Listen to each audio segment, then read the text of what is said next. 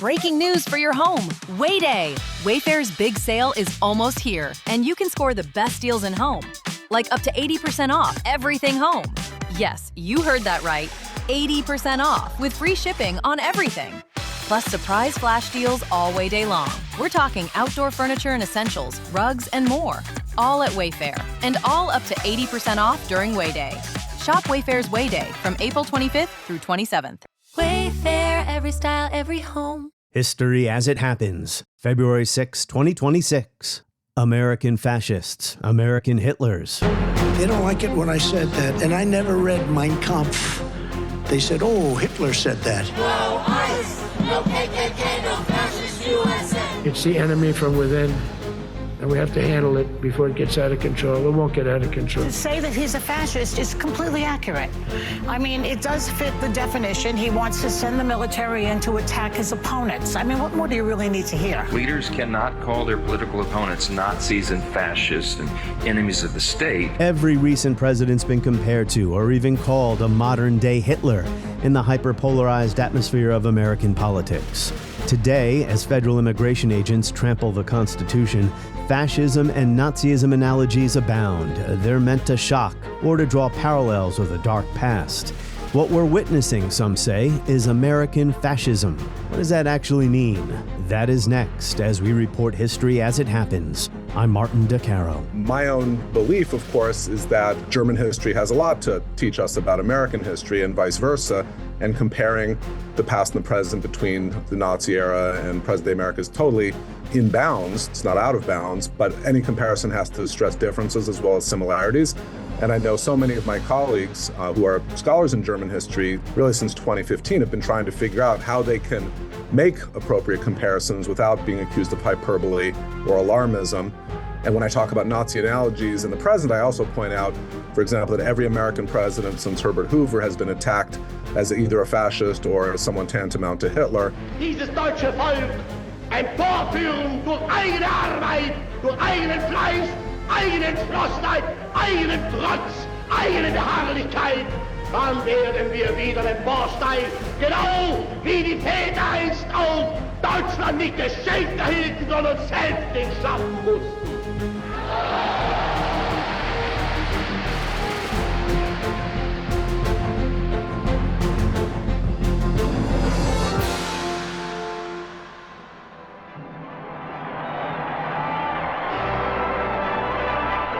Throughout the world, throngs of people hail the end of the war in Europe. It is 5 years and more since Hitler marched into Poland. Years full of suffering and death and sacrifice. Now the war against Germany is won. Adolf Hitler and the Third Reich have been dead nearly 81 years, yet they're still with us. And when it comes to why we have to continue to study them, I always turn to historian Richard Evans, the final page in the concluding volume of his 3-volume trilogy. Evans wrote, "The Third Reich raises in the most acute form the possibilities and consequences of the human hatred and destructiveness that exist, even if only in a small way, within all of us. It demonstrates with terrible clarity the ultimate potential consequences of racism, militarism, and authoritarianism. It shows what can happen if some people are treated as less human than others. It poses in the most extreme possible form the moral dilemmas we all face at one time or another in our lives, of conformity or resistance, action or inaction in the particular situations with which we are confronted. That is why the Third Reich will not go away, but continues to command the attention of thinking people throughout the world long after it has passed into history." Now, since Donald Trump entered politics in 2015, historians, political scientists, journalists, commentators, everyone's been debating whether he or his movement is fascist. And in many people's minds, fascism is synonymous with Nazism. Now, this debate has only intensified recently as ICE agents descended on Minnesota, shooting and assaulting American citizens, barging into homes without warrants, while Trump administration officials defended the violent conduct and blamed the victims. As some have pointed out, we were warned this would happen. It's the enemy from within, and we have to handle it before it gets out of control. It won't get out of control. It's really a very important mission. And I told Pete, we should use some of these dangerous cities as training grounds for our military, National Guard, but military. As historian Gavriel Rosenfeld wrote in 2019 for Cambridge University Press, although scholars of German history have been able to highlight the lessons of the Nazi past for the American present, they also run the risk of viewing the latter too much through the prism of the former. Since 1945, he says, German historians have consistently stressed the importance of historical memory and admonished others about the perils of forgetting the lessons of history. Yet while one may embrace George Santayana's claim that those who cannot remember the past are condemned to repeat it, one must be careful not to lose sight of Otto Friedrich's retort that those who cannot forget the past are condemned to misunderstand it. Rosenfeld went on to say, determining how to balance these two competing insights about the relative perils of too little and too much memory has never been more important. Again, that was 6 years ago. The same could be written today. So what does it mean to say we're witnessing American fascism, not interwar European fascism? Can American, not European history guide us today? Well, there have been small fascist or Nazi movements in the United States. You may have seen the PBS American Experience documentary about the German-American Bund. In February 1939, that is the year that World War II started, more than 20,000 Americans filled Madison Square Garden. It was billed as a pro-American rally. My fellow Americans, what would George Washington think and do were he alive today? Would he not plead with his thinking, the loyal and law-abiding people, the true Christian Americans? How utterly bizarre to see banners with George Washington's image next to swastikas. Now, Donald Trump is not a Nazi. As you know, I don't believe he's a fascist either. In a recent newsletter, I did refer to ICE as an American form of the brown shirts because of their violent tactics in Minnesota, but this analogy or expletive is inaccurate. The origins and purposes of Hitler's paramilitary are dramatically different than those of U.S. immigration and customs enforcement. Yet there is a tradition of right-wing populism in our country, of racism, nativism, and xenophobia that Donald Trump has tapped.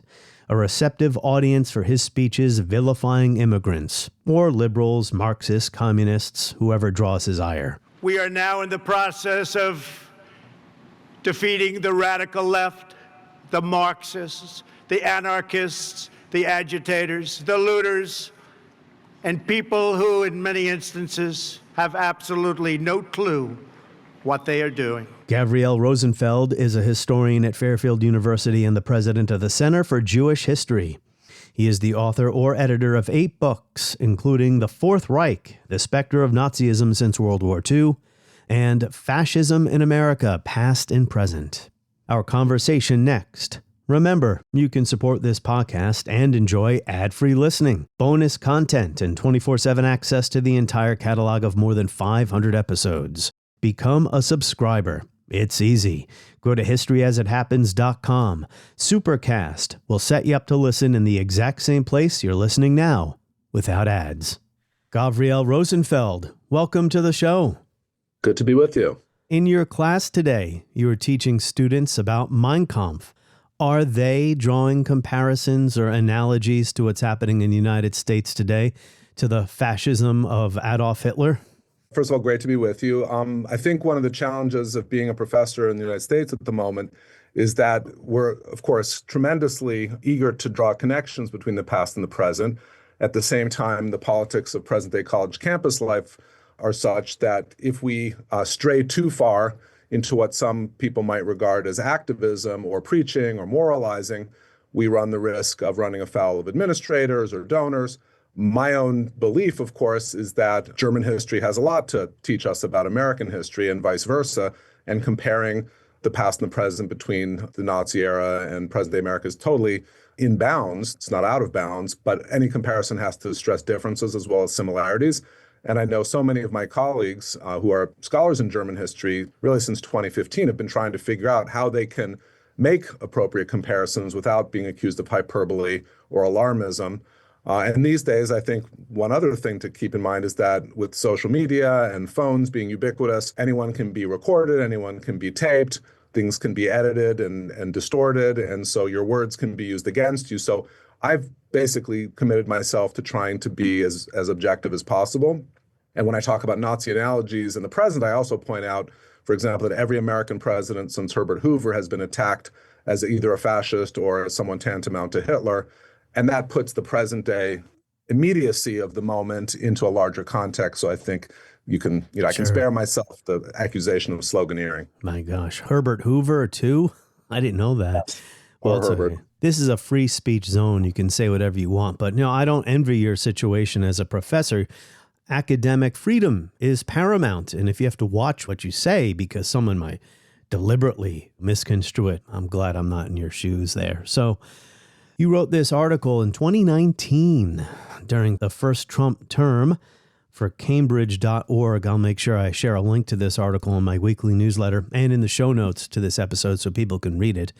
The title of the article was An American Führer, Nazi Analogies and the Struggle to Explain Donald Trump. And in this article, among many things you do, is you track the frequency of Nazi analogies in newspaper articles, what have you. And at some point you say it peaked during Trump's first term, and then it started to diminish. But if you were to update this article today, you might say we're seeing a resurgence of it now. I mean, I see the word fascism all over the place. I've not done any type of empirical study. This is just what I see online. Because of what ICE is doing in Minnesota, broadly speaking, Gavriel, as a scholar, you're watching the second Trump term unfold. What are you thinking about? Right. So the first essay that you just referenced that was published in 2019, that came out of a larger research project I was working on that came out that same year. It's a book called The Fourth Reich about the specter of Nazism since World War II and how many, many people across the West, not just in the U.S., have been on the alert for the possible resurgence of Nazism and what's been called a Fourth Reich, an actual Nazi regime, whether in Germany or elsewhere. In the piece that you referred to, I had more or less argued that ever since Trump ran for office in 2015 and through the midterm elections of November 2018, fascism comparisons really exploded across the American media landscape. They did, however, decline appreciably after the Democrats took back the House in 2018. There's no coincidence there. It tends to be the fact that political parties out of power, at least in recent American history, have tended to wield the fascism allegation much more actively than those that are in power. And when there's a sense of security that one has a say in policymaking, there's less rhetorical need to invoke that comparison. In the post-2024 era, I think, as you were just suggesting, there have been some new alarming signs of intensification of things that some might regard as fascist trends. Happy to talk about that. Sure. Well, how did Hitler's party do in his first midterm elections? See, it's self-evident. We're actually not living in a Nazi dictatorship, but that doesn't mean there is no fascism. There might be other reasons why we shouldn't call it fascism. So here's my take on this. I understand there could be an American fascism. You edited a book of 12 essays about this subject. We'll get to that as well. There might be an American fascism. I mean, we know there were American Nazis in the interwar period. They held a big rally at Madison Square Garden. But from 30,000 feet up, my problem with comparing what's happening in the United States today to fascism or even Nazism, that these analogies can absolve Trump's critics from grappling with recent American origins or causes of what we call the Trump movement. Rather than Adolf Hitler, we might be talking about Pat Buchanan and the rise after the Cold War of right-wing populism in the Republican Party, or just populism more generally in American politics. Rather than call ICE another form of the brown shirts, and I have to admit that I did refer to ICE as a brown shirt type of paramilitary recently. I actually regret doing that for historical reasons. But rather than comparing it to the brown shirts, we can reckon with the fact that both major political parties are responsible for pouring billions of dollars into a militarized immigration enforcement since 2001 in a liberal democratic system. I mean, I'm just looking at an article here about the abuses of the Border Patrol under President Obama. The headline, "The Border Patrol was monstrous under Obama." This is obviously an op-ed that I'm referring to. Can you start peeling away the layers of that onion I just served up about the big picture here? Sure. I mean, I think there's a built-in contradiction between rhetoric and analysis. in present-day media discourse, oftentimes it's the rhetoric that prevails over the actual analysis. And I've seen this in any number of contexts. If you want to get attention for whatever cause you're advocating for or opposing, you need to invoke the most alarmist rhetoric possible. Oftentimes, the analysis might not bear out the rhetoric, but most of the time it's the cart before the horse in that regard. Sobriety and objective analysis of major trends that people are worried about, it pays, based on the economy of attention on the internet and beyond, to invoke the worst possible case scenario and the worst possible precedent, which is Nazism. I agree with you in many respects. To make sense of American trends, you don't have to go across the Atlantic Ocean to Europe, to Germany in the 1930s to see comparative analogies to things. Like you said, there's a long-standing nativist streak in American history that most recently was seen by Buchanan's independent run for the presidency in the 90s, George Wallace in the 60s and 70s, Barry Goldwater, go all the way back to the John Birch Society, not to mention the Know-Nothings in the 1840s, and really vicious efforts to expel immigrants that oftentimes involve physical violence against Irish Catholics in the 1840s, for example. I was rereading recently some of the statistics about Eisenhower's expulsion campaign against Mexicans and Mexican Americans. Thousands of Mexican American citizens actually were ensnared in that dragnet in 1954.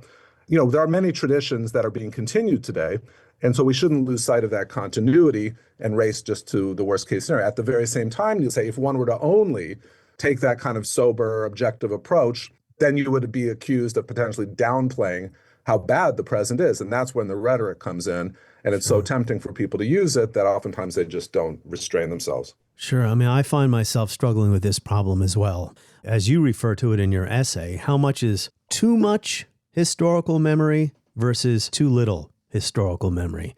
So based on my age and growing up when I did and going through the school system when I did and then going to college, you know, the lessons of World War II, the Holocaust, and Nazism drummed into my head.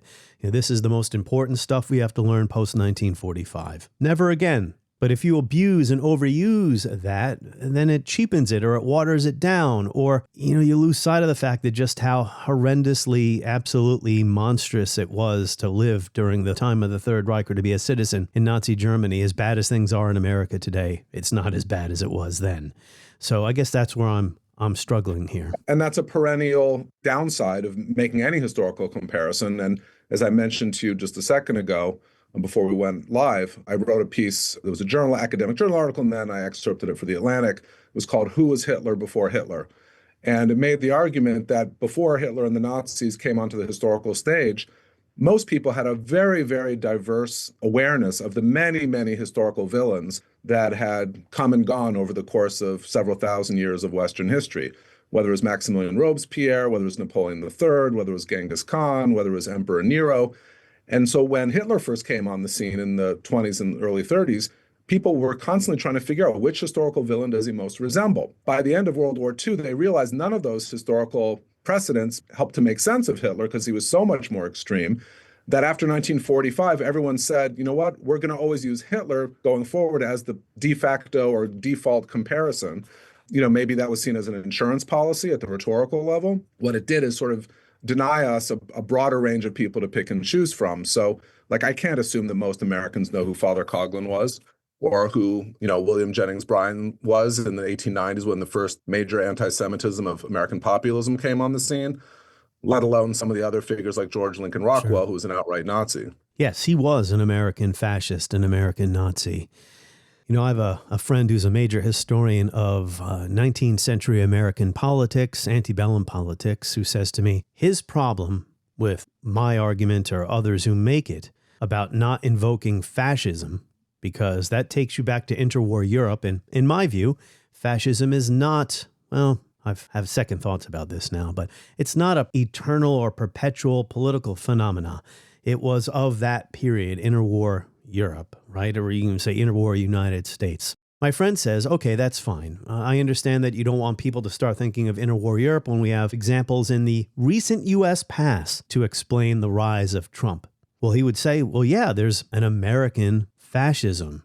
The Klan, for instance, was the paramilitary arm of the Southern Democratic Party. So my question to you is there an American fascism? How would you define it? that doesn't take us back again to interwar Europe, something that's grounded here in the United States that might explain Trump? Yeah, it's a great question. I'm actually working on a book right now, 6-chapter book. I'm on chapter 5. It's called A Century of American Fascism Between Rhetoric and Reality. And it basically reconstructs the 100-year debate within this country among many, many different camps about whether there is such a thing as American fascism. And one of the things I'm trying to argue is that it's nearly impossible to separate the rhetoric from the reality, because at every point in time, everyone who's taking a stand on this issue has a political agenda, has a political explanation for why they think fascism is or isn't an American phenomenon.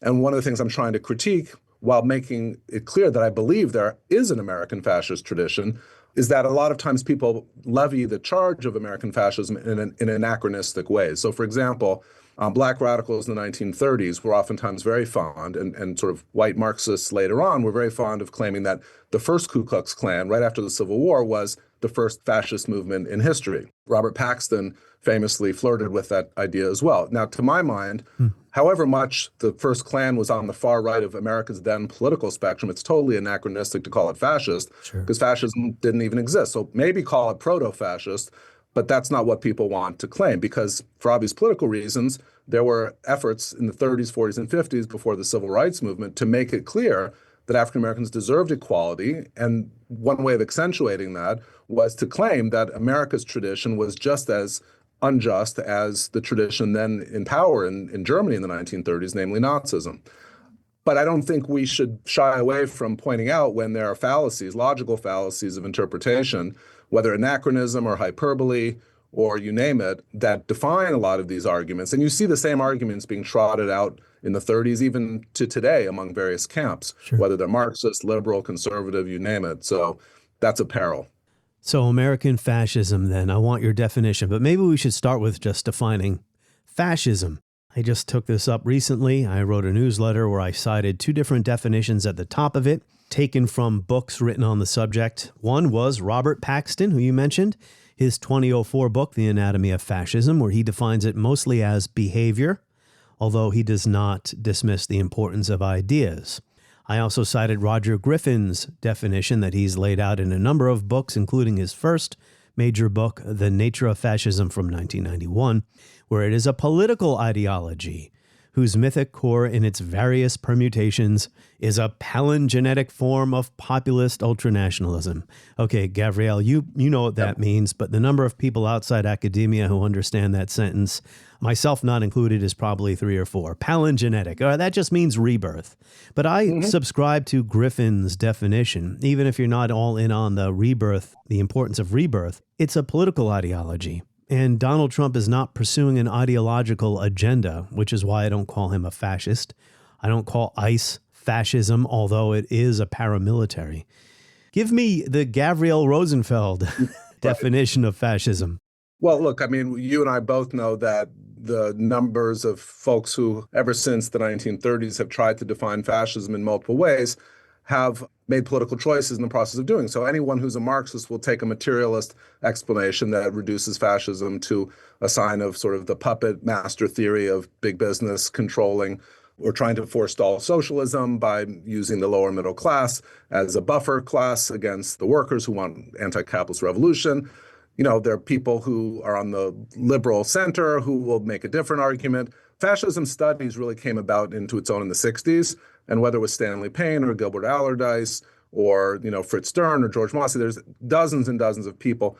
I tend to these days try and see fascism and existing in a Venn diagram relationship with populism. And where the two really diverge, I think, is in the area of violence.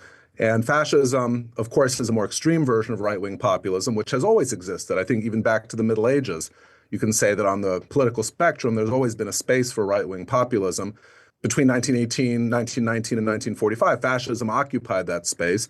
I think today I tend to side with those people that see the political space of the populist right being occupied by either some people would call it illiberal democracy of the Viktor Orban variety, where there's still multi-party elections, although the state puts its thumb on the scale. There is an independent judiciary, but it may be hindered in certain ways. I do think that the use of violence is when populism tips over into fascism.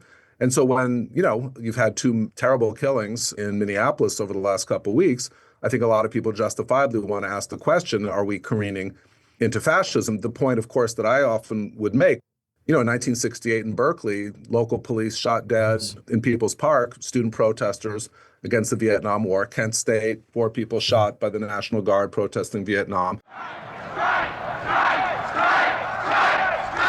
They've got grievances, they've got demands.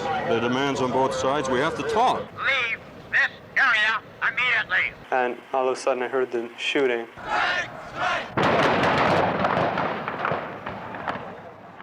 Killings by police, not to mention of people in the African-American community and beyond, are not unknown in American history. So that's not fascism in any systematic sense, although I certainly know that lots of people in those communities have called it fascism in the moment. Well, it's a behavioral definition of fascism, but there are a lot of authoritarian forms of government that rely on violence. Ayatollah Khamenei and his security services may have just butchered something like 20 or 30,000 people. Well, they're not fascists. Unless you subscribe to the idea that guided neoconservatives in the early 2000s when Islamofascism was all the rage, when Saddam Hussein was called that, and of course later on some of the Iranian mullahs and so forth. That would have been news to Saddam Hussein. Wasn't he an Arab socialist at one point? Wasn't the Ba'athist Party a form of Arab socialism? Well, National Socialism in the sense that it had a pan-Arabist sort of nationalist dimension as well. But that's, again, that gets us far afield. I think certainly Robert Paxton and others have said there are animating passions that drive the fascist mentality, and that however much our current president may not be an ideological fascist, some of his instincts would be certainly anti-democratic in the sense that it's my way or the highway. I'm just going to sort of push forward by force tariffs, even though they may not be constitutionally authorized. I think now when you see talk about imperialist adventures in Greenland, or when you talk about the government federalizing elections and taking power away from the states to conduct them, I will say I am alarmed at that development simply because the Republican Party, even in its right-wing populist incarnation for many, many decades, has basically said, we want to take apart federal power. We want to be small government. That was Reagan's claim. It was Goldwater's claim. And we want to return power to the states to do things like regulate gun laws or have no gun laws or limit a woman's right to choose. Now I think we do see this temptation to centralize power in the form of Trump's presidency. And that's where now, maybe libertarians in his base will balk at that, but anytime you're in a position where you're starting to centralize state power, that is getting into a more fascist orbit. I'm not saying it's fascism itself, but it is moving in that direction. Well, Roger Griffin himself has said that fascism or fascists do not see themselves as, or do not see their ideology as the fruit of any doctrine or theory. There's no great body of work of fascist theory or fascist theoreticians. Energy, dynamism, action, those are the key concepts. But, Griffin would argue, it is still an ideology that can be defined. And again, I mentioned palingenesis, rebirth, create society anew for the young members of the Nazi Party who joined the SA, the brown shirts, in the 1920s. It wasn't that because they were reading dry ideological tracts. They were listening to speeches and going to rallies, almost at an anthropological level. Organic racial community. That's what I'm trying to get at here in my long and meandering question, Gavriel. So I was going to ask you about American fascism in the interwar period. There was that big rally. Can I just interject one thing? I think one issue that you're raising, which is fascinating and very, very important about fascism, is discursively, or to put it this way, rhetorically, when people invoke the threat of fascism, most often they're assuming that people will read that to mean Nazism. And fascism and Nazism are extremely different in all kinds of ways. It's not just that Nazism was the German version of fascism. Nazism was much more ideologically coherent than Mussolini's fascism ever was. Mussolini focused on the power of the state. For Hitler, the state was just a means to an end to support and safeguard the future of the Aryan race. And Mussolini had no racial thinking. Not until the late 1930s did he have any racial thinking. And so rhetorically, there's sometimes a bait and switch. So you may be familiar with Jonah Goldberg's book, Liberal Fascism, that came out in 2008, 2009. Ridiculous. It was, claiming that Obama and Democrats and liberals dating back to Woodrow Wilson were essentially fascist because they were focusing on government regulation of the economy and social collectivism and so forth. He protested when people said he was comparing Democrats and Obama to Hitler. He said, no, I'm just comparing them to fascists. And fascists are much more mild the Nazis. I'm going to bracket the Nazis off entirely. But the truth is, when anyone invokes the idea of fascism, they know that people will hear Nazism. When they mention the idea of a fascist, they'll think Hitler. There's a lot of bad faith arguments and analogies that oftentimes take place. And so I would just want your listeners to understand, race had no role initially in the existence of fascism, but it was absolutely central to Nazism. And depending on whether you're comparing Trump to Mussolini or Trump to Hitler, the answers could be very different. Well, that's true. There were many fascist movements in Europe, and many of them never reached power. We tend to focus on two that did. That would be Italian fascism and the Nazis in Germany. Yeah, anti-Semitism was not a major factor in the other fascist movements, and I shouldn't say all of them, and some of the other fascist movements in Europe. Certainly the French fascists, were they anti-Semitic? I mean, anti-Semitism was everywhere in Europe, so I'm going to go down a rabbit hole here if I'm not careful with what I say. No, but you're right about the importance of being precise with language. I was just checking Richard Evans' book, The Coming of the Third Reich, and I reread the chapters about the foundation of the brown shirts because I want to talk to you about them in relation to ICE.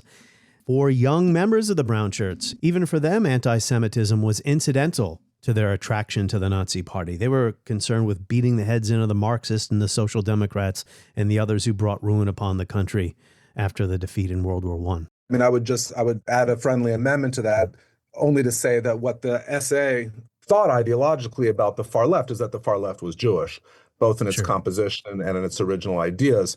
And so, in fact, those were the people, you may have heard this term before, known as the beefsteak Nazis, because they were brown on the outside but red on the inside. Yes. They were, in fact, quite anti-capitalist, but they were anti-capitalist because they believed that Jews were the string pullers behind the capitalist economy. And if only the Jews could be excluded from the German economy, then capitalism could work well for the lower middle class. That's why these people weren't real socialists. I mean, real socialists would say you don't just kick the Jews out, you actually abolish capitalism, and then everyone's, hunky-dory.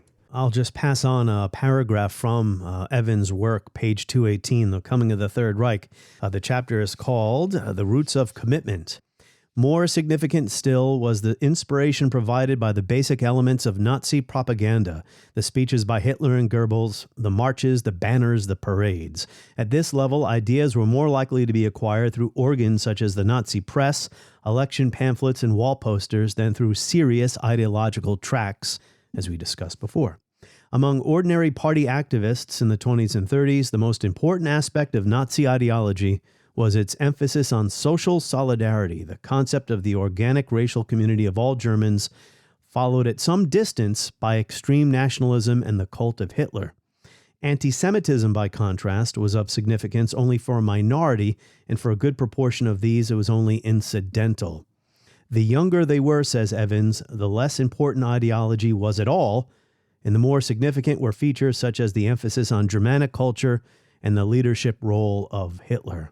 Now, he's obviously not saying that anti-Semitism wasn't there. He's just talking about these people who are drawn to the SA.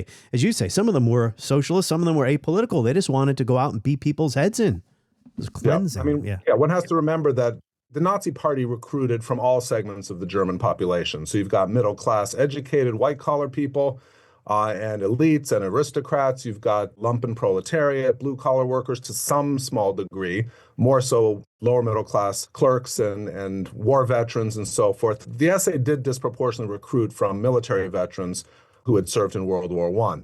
And the truth of the matter is the reason why both in Italy and in Germany and other places, all fascist leaders showed up not in three-piece suits, but in uniforms with leather marching boots and insignia and flags is that they had militarized their identities in World War I, and then they militarized politics thereafter. So I totally agree with Richard Evans that the whole idea of bonding through social solidarity and using the nonverbal signs and emotions of coming together, stressing the folk and the race and so forth, that certainly was more important for most people than the ideas.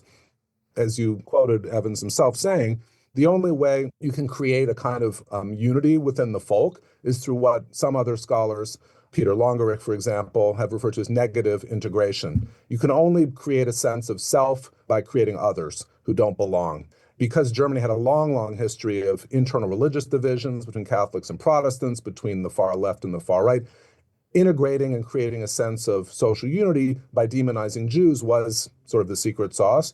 And I think that's where, maybe not in the 20s and 30s, but certainly with the Nazis being in power, that's where that came to the forefront. See, all these complexities, they get lost in a lot of, I would say 99% of the analogies I see. But as you say, fascism does just become synonymous with Nazism, even though Nazism was an unusual form of fascism. So in interwar America, I mentioned the big rally at Madison Square Garden of the American Nazis. Who are these people? And who are their, if they have any today, who are their inheritors? Well, so the German American Bund was the group you referenced that held the rally, the infamous one in Madison Square Garden. From everything I've read about them, they were primarily a group that was joined by German immigrants to the United States. German immigrants, remember, had been discriminated against quite a bit during World War I. And, most of them were entirely loyal to the U.S., had assimilated tremendously since they had immigrated here already in the 18th, but especially after the 18th century, but after the 1840s as well, when Germany was undergoing upheaval in the 1848 revolutions. They were essentially, the German American Bund was a group of not sort of born and bred Americans, it was more foreigners. And by the way, the American Italian fascist movements that also existed were mostly first-generation Italian immigrants who joined them. Now, they openly identified as Nazis or as fascists. There are other groups like the Silver Shirts, organized by William Dudley Pelley, groups like the Black Legion in Detroit, that was sort of a more radical offshoot of the Ku Klux Klan, Father Coughlin's, Christian Mobilizers and Christian Front, groups that came out of that Catholic milieu. None of them would have wanted to have been called imitators of European fascism because they wanted to be seen as patriotic American organizations. Yeah, sure. In fact, I came across some interesting quotes of Klansmen in the 1920s forswearing any allegiance to the Ku Klux Klan because, as you know, the second Ku Klux Klan of the 20s was very anti-Catholic, very Protestant, WASP-centric, and Italians are Catholics. So Klansmen in the 20s said, we don't want to have any part of this Italian fascism because we don't trust Italians. So it gets to be a little inside baseball in terms of who's a rival of whom. There is an indigenous American form of fascism that's not just copycat. Sure. Did they have a large following, these many groups you just mentioned during the interwar U.S. prior to Pearl Harbor? Did they have a following?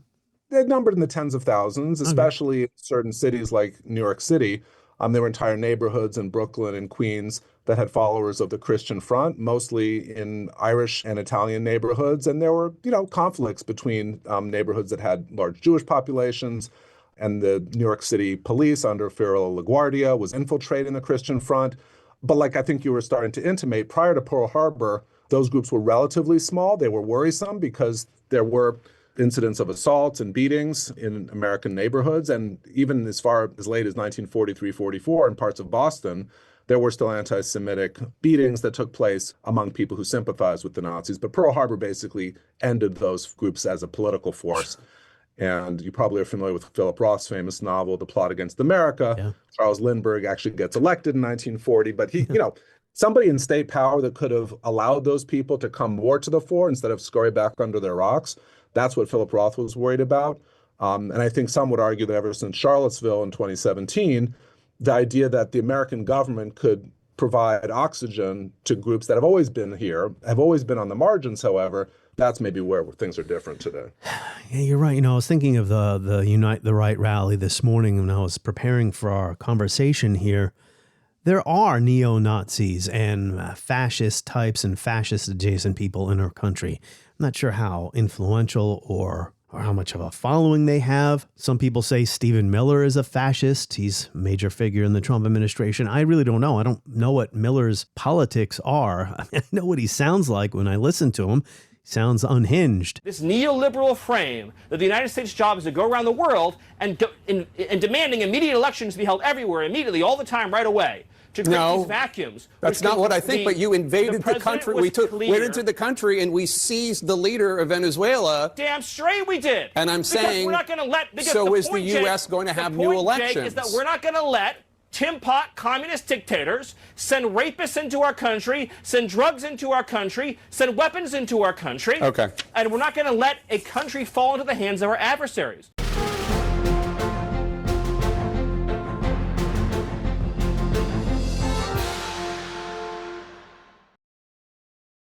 There were people in the United States during the interwar period who, some of them may have even been involved with the New Deal, who had a certain admiration for what Mussolini, or they thought Mussolini was accomplishing in Italy, right? Where most people would claim there was affinity between American movements or American political leaders in the 30s was with regard to coping with the horrible effects of the Great Depression. Everyone who's a fascist has always supported the idea of government control of the economy, or what's oftentimes called corporatism. That's the right-wing form of economic regulation as distinct from the Bolshevik or communist form of where, free market capitalism just is entirely abolished, whereas there's more of a partnership between government and private enterprise and corporatism.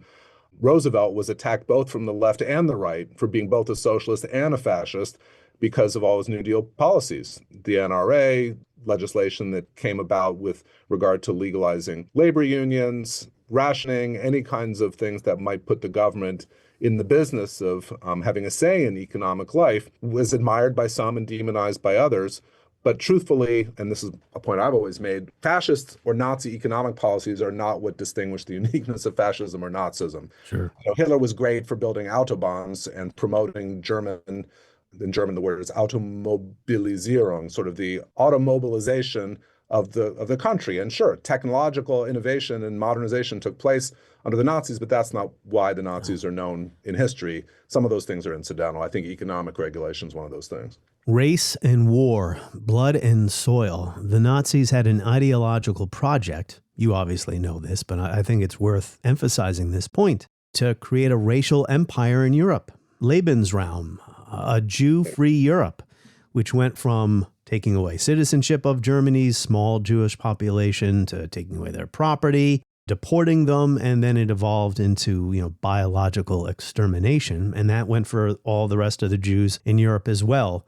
And the Untermensch, as they would be called in Slavic East Europe. That was supposed to be a racial empire. Right there shows you that what we're dealing with in the United States today is not on the same level. But is it too much or is it too little? ICE as a paramilitary. Well, so two things. One is I always tell my students there's a huge distinction between the Nazi movement between 1920 and 1933, and then the Nazi regime in power in peacetime from 33 to 39, and then the Nazi regime at war from 39 to 45. All the worst tendencies of Nazism got on steroids in World War II. The most destructive, racially extremist forms of Nazi ideology ran to their logical conclusion during the war. We're not at war right now, thank goodness, at least in any foreign theater in any sustained way. Although in a way, I guess we've been at war nonstop since 9/11. Yeah. But that being said, domestically, what we have going on here is not anything that would be comparable to what happened to Germany's Jews after 1939, let alone the Slavic populations of Eastern Europe. Now, with regard to ICE and what the best analogy would be, I'm still trying to make up my mind about whether the organization itself is just inherently corrupt based on the very concept of immigration and customs enforcement, or whether it's the people who have been hired in the last period, maybe Both. already from 2016 to 2020, Both. in the sense that they've been hired from any number of ranks of far right-wing extremists like the Proud Boys, and maybe they haven't been trained whatsoever, or maybe it's all part of a deliberate scheme to unleash havoc and mayhem in America's neighborhoods. If it's the latter, then I could certainly see some premeditation that's comparable to using paramilitaries the way the Nazis did. But of course, this is an existing government agency that previous administrations have had as well. So the comparison is worth entertaining. I don't know if we even know the answer necessarily, and historians down the line will probably provide some clarity. Well, the SA, or the brown shirts, were liquidated too in 1934 by Hitler. He did not want a potential threat to his power. They were used, of course, as his street enforcers in the years prior to being levered into power in 1933. Here's why I think ICE is a paramilitary, even if they're not the brown shirts, of course. Different ideology, all that we've discussed here.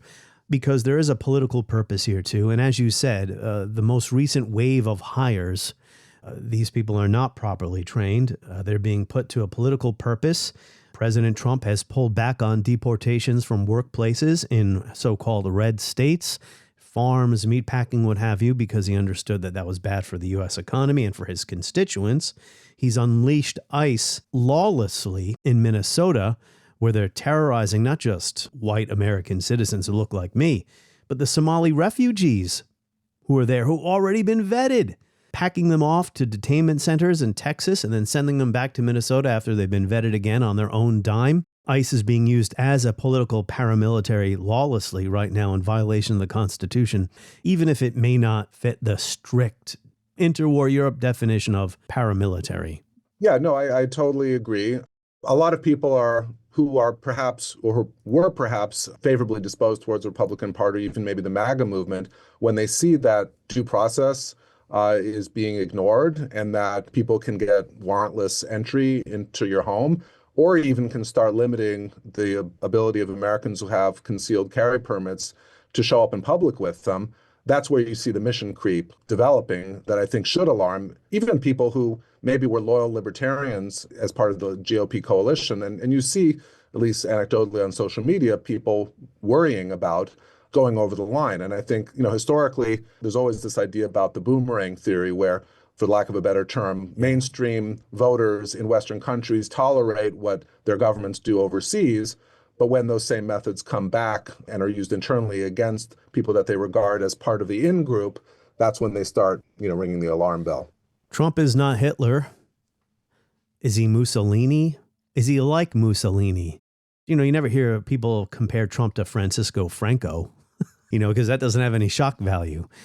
Maybe he's more like Kim Jong-un, I don't know, who likes to bluster as well. I guess what I'm getting at here is, because you raised this issue in your article from 2019, the Trump-Hitler comparison. It's not very sound, but it does have shock value. I mean, who would you compare Trump to?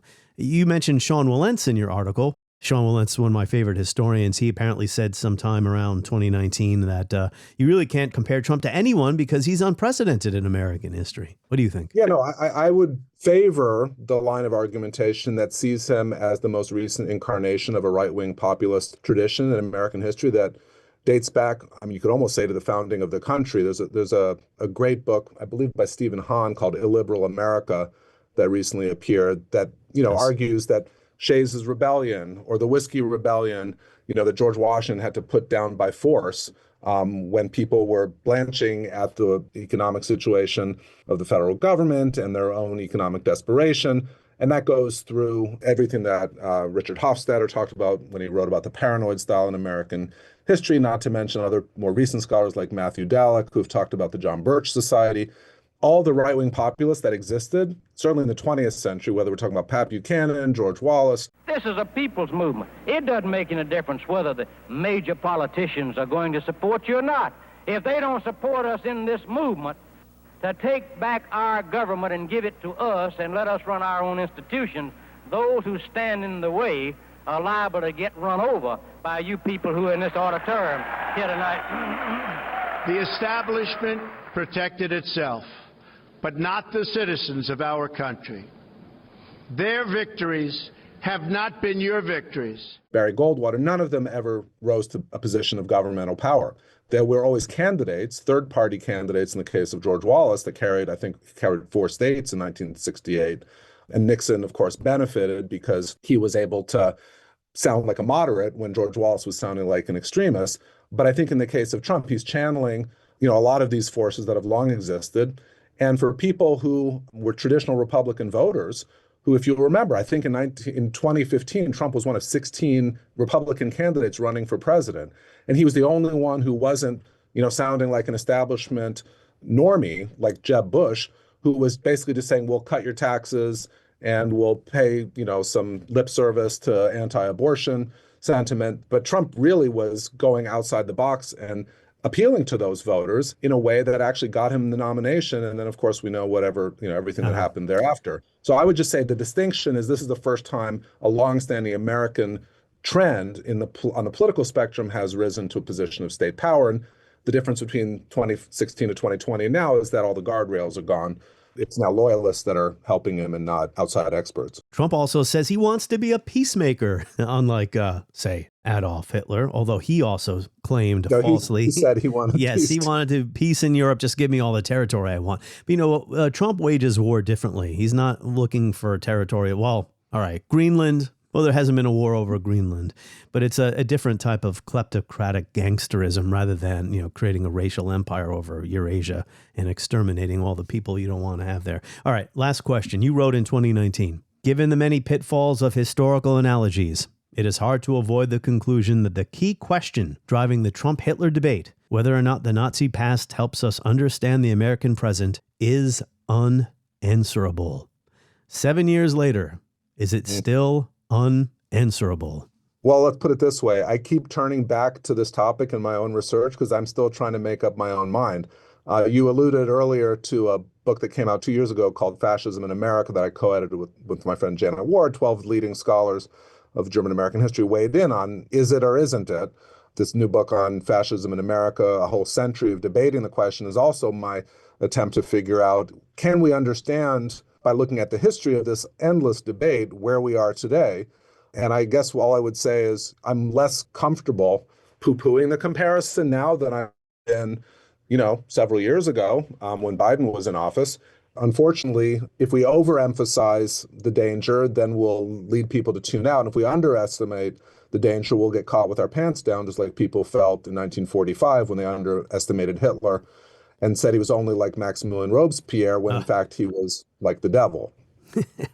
Well, as Richard Evans said in the final pages of his trilogy on the Reich, he said the Third Reich raises in the most acute form the possibilities and consequences of the human hatred and destructiveness that exist, even if only in a small way, within all of us. It demonstrates with terrible clarity the ultimate potential consequences of racism, militarism, and authoritarianism. It shows what can happen if some people are treated as less human than others. It poses in the most extreme possible form the moral dilemmas we all face at one time or another in our lives of conformity or resistance, action or inaction, in the particular situations with which we are confronted. And that is why he says the Third Reich will not go away, but continues to command the attention of thinking people throughout the world long after it has passed into history. That's my prism, I guess, that I use. I don't call Trump a fascist, but I still reflect on those words by Richard Evans when I'm looking at the world today. By way of my final word of wisdom, in our 250th anniversary of marking the proclamation of the Declaration of Independence, I'd like to think that people would take seriously what we've had for a quarter of a millennium in our liberal democracy, however imperfect and flawed it's been. And we'll see whether people want to live up to our ideals or whether they want to nurse resentments. But it's a pivotal year, certainly, for the country. Speaking of America 250, on the next episode of History as It Happens, what were the ideas of the American Revolution? Ideas that still matter today. Now, if you caught the Ken Burns documentary on PBS, one criticism of an otherwise excellent program was that it was light on ideas more about the battles and the war, more about the people who shaped American culture.